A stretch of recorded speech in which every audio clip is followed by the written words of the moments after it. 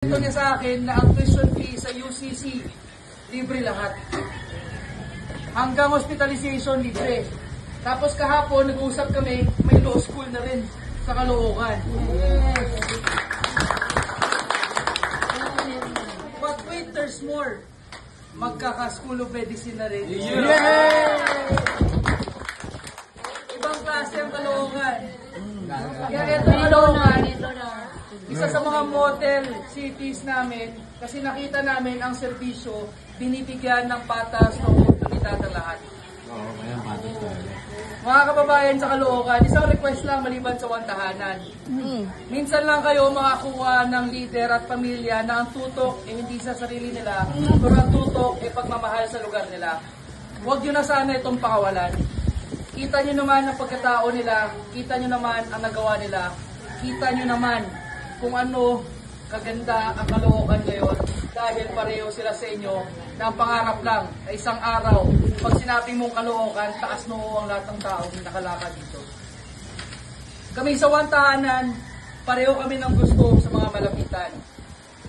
To be honest kami, 10 years na yung organization namin and ayaw sana namin pumasok sa politika. Kaso ang problema, sa ibang probinsya kung saan nag-ooperate si wantahanan para tumulong, ang layo ng diferensya sa nakikita natin dito sa Caloocan. Itong wantahanan, nag-umpisa ito sa Cebu 10 years ago.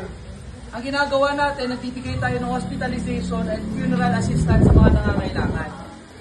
And sa ngayon, 450,000 na ang members ng wantahanan sa Visayas at Mindanao. 200,000 ang natulungan.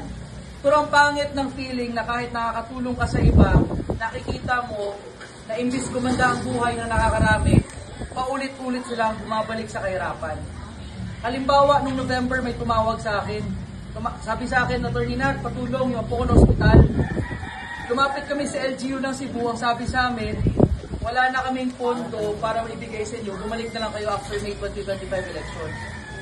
Pumunta sa DSWD, 139 ang number sa pila, 2 linggo bago makakuha ng 3,000 pesos. Anong mangyayari sa kanila? Gino-joke nga niya Attorney, napunta niya ang pondo namin sa bigas. So kami, nakatulong tayo. Pero ang pangit ng feeling na nakita natin na bakit ang tutok hindi sa pangangailangan ng tao, kundi ang tutok kung sino ang mahalal sa susunod na eleksyon. Kaya kami sa wantahanan, nakita namin na dapat siguro, maliban sa pagtulong na zero government funds, dapat siguro maglagay na tayo ng mga tamang tao sa gobyerno. Alam nyo dati, naniniwala ako, dati pa, na may chance pa magbago ang politika. Ngayon, sa Caloocan, nakita ko na kaya ninyo.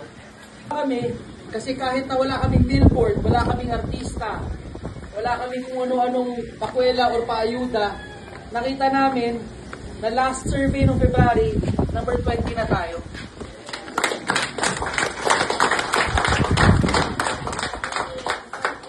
Sa 63 na party list, sana makapasok tayo. Sana tumuloy-tuloy ang pag-angat natin from number 20. Pero hindi yun ang goal namin eh.